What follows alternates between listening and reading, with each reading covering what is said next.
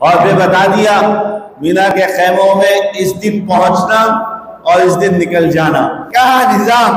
بولا جب 9 ذی الحجہ آئے تو چلو سب چلو مینا سے باہر. اب مینا نہیں. بولا مینا اتنا افضل مقام. رسول کریم نے مدینہ چھوڑا تھا مینا آنے کے لیے. رسول کریم نے بیت اللہ چھوڑا تھا مینا آنے کے لیے. رسول کریم مینا میں آ کے خیمہ لگایا تھا. اتنا اعلیٰ مقام, اتنا افضل مقام. میں تو مینا میں ہی رہوں گا زندگی میں. بولا نہیں, عقل کے خلاف. اپنی عقل کو چھوڑ.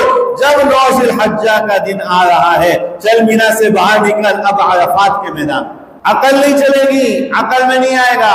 دھوپ ہو رہی ہے, گرمی ہو رہی ہے, شدید سردی پڑ رہا ہے, جو بھی موسم ہے. بولو اتارو کپڑے اتارو, 2 چادریں لپیٹ لو. عقل میں نہیں آئے گا.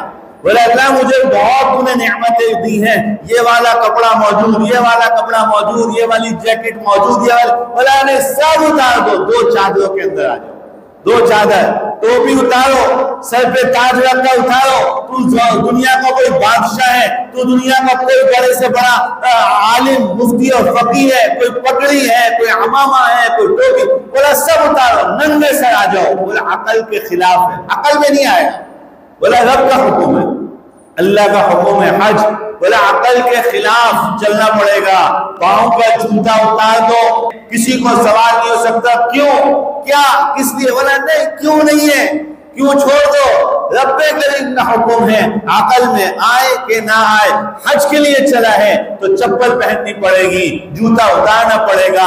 چپل بھی ایسی ہوگی جس میں سے اوپر کی ہڈی نظر آنی چاہیے. بولا کھلی چپل کے ساتھ. جب چاہے کوئی بادشاہ آیا, چاہے کوئی وزیر آیا, چاہے کوئی صدر مملکت آیا, بولا سب ایک ہی حال کے اندر چلنا ہے. اور کیا بولا پہلے بولتے سنجیدگی کے ساتھ چلو, متانت کے ساتھ چلو, کہیں دوڑنا نہیں, کہیں بھاگنا نہیں. عبادت نماز کے لیے بھی بولا بھاگ کے آنے کی اجازت نہیں ہے, لیکن وہ مقام کیا, بولا دوڑتا جا, بھاگتا جا, اور لبیک اللہم لبیک کے نعرے لگاتا جا.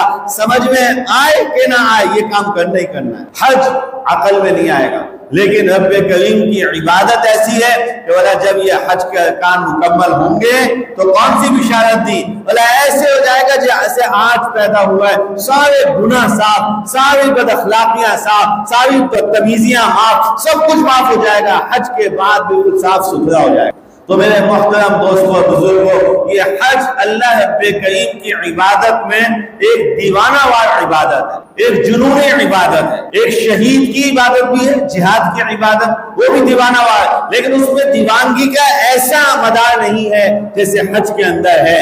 حج کا ہر قدم نیا, ہر دن نیا, ہر انداز نیا, اور بالکل خلاف عقل. بس اللہ کا حکم ہے.